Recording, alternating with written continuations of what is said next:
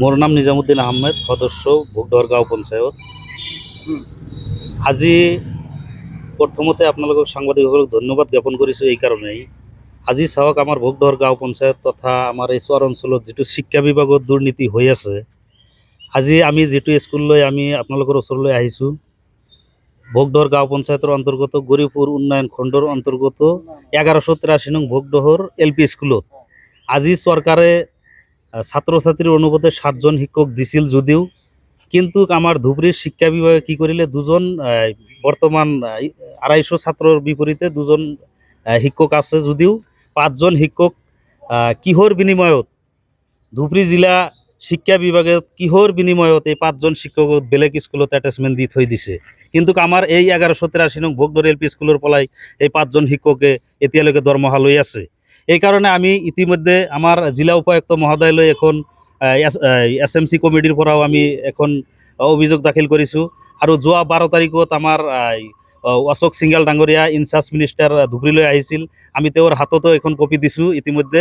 এই কাৰণে আমি সকলোকে DC মহোদয় আৰু আমাৰ অশোক সিংঘাল ডাঙৰীয়াক আমি অনুৰোধ জনাইছোঁ আপোনালোকৰ মাধ্যমেদি যে অতি শীঘ্ৰে আমাৰ 250জন ছাত্ৰৰ বিপৰীতে আমাৰ চৰকাৰে 7জন শিক্ষক দিছিল যদিও কিন্তু ধুবুৰী জিলা শিক্ষা বিভাগে কিহৰ বিনিময়ত, আমাৰ এতিয়া সন্দেহ হৈ আছে DO আৰু শিক্ষা বিভাগত জড়িত থকা ADC মহোদয়ে এই শিক্ষকসকলৰ লগত মিতেৰালি কৰি টকা পইচা ধনৰ লেনদেন কৰি এইসকলক আমাৰ এটাচমেণ্ট দি বেলেগ জেগাত থৈ দিছে।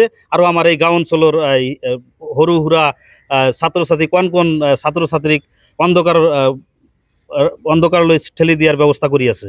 এই বিষয়ে আমি আমাৰ অসমৰ মুখ্যমন্ত্ৰী মাননীয় হিমন্ত বিশ্ব শৰ্মা ডাঙৰীয়াক অনুৰোধ জনাইছোঁ, আপোনাৰ শিক্ষামন্ত্ৰী ৰমেশ পেগু ডাঙৰীয়াক অনুৰোধ জনাইছোঁ যে অতি শীঘ্ৰে আমাৰ এই 250জন কণ ছাত্ৰ ছাত্ৰীৰ বিপৰীতে আপোনালোকে চৰকাৰৰ ফালৰ পৰা 7জন শিক্ষক দিছিল যদিও কিন্তু আমাৰ ধুবুৰী জিলা শিক্ষা বিভাগে দুৰ্নীতি কৰি ADC মহোদয় আৰু আমাৰ DO মহোদয় এই দুজনে আমাৰ হাতত প্ৰুফ আছে, অৰ্ডাৰ কপিও আছে, আমি ইতিমধ্যে আপোনালোকক হাতত দি দিম।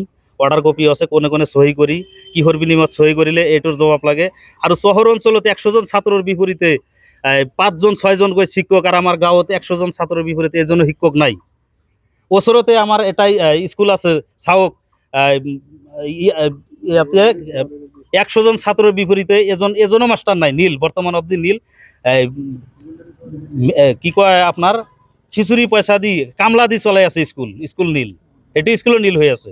এই কাৰণে আমি আমাৰ শিক্ষামন্ত্ৰী মহোদয় আৰু হিমন্ত বিশ্ব শৰ্মা ডাঙৰীয়াক লগতে আমাৰ উপায়ুক্ত অভিভাৱক মন্ত্ৰী অশোক সিংঘাল ডাঙৰীয়াক অনুৰোধ জনাইছোঁ অতি শীঘ্ৰে আমাৰ এই 1183 নং ভোগদহৰ LP স্কুলৰ যি 7জন শিক্ষকৰ ভিতৰত 5জনে এটাচমেণ্ট দি বেলেগ জেগাত আমাৰ এই স্কুলত ঘূৰাই অনাৰ বাবে আপোনালোকক অনুৰোধ জনাইছোঁ।